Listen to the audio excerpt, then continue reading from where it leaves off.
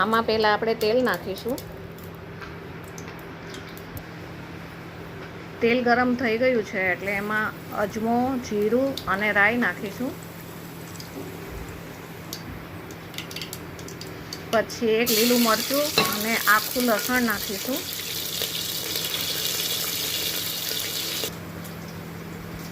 હવે ગવાર અને બટાકાને મેં ધોઈને મૂકી દીધા છે, એ નાખી દઈશું અંદર.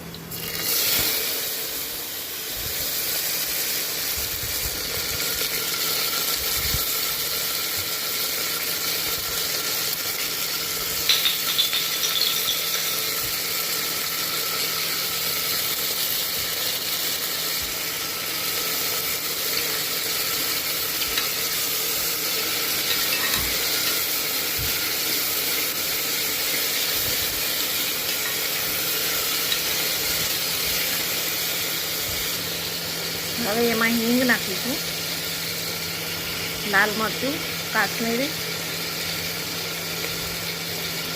ધાણા જીરું અને હળદર નાખીશું.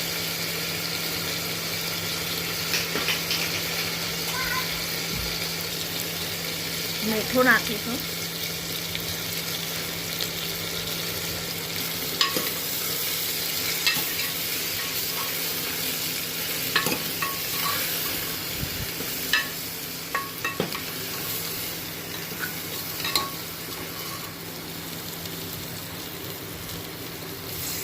પછી અડધો ગ્લાસ પાણી નાખીશું અંદર.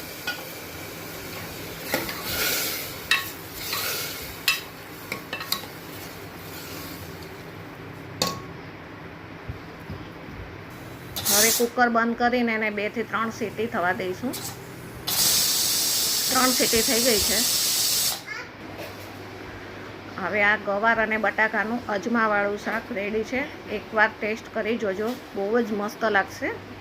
અજમો નાખવાથી ગવાર બટાકાનું શાક બહુ જ ટેસ્ટ વધી જશે અને એકવાર અજમાવી જોજો તમે. Thank you.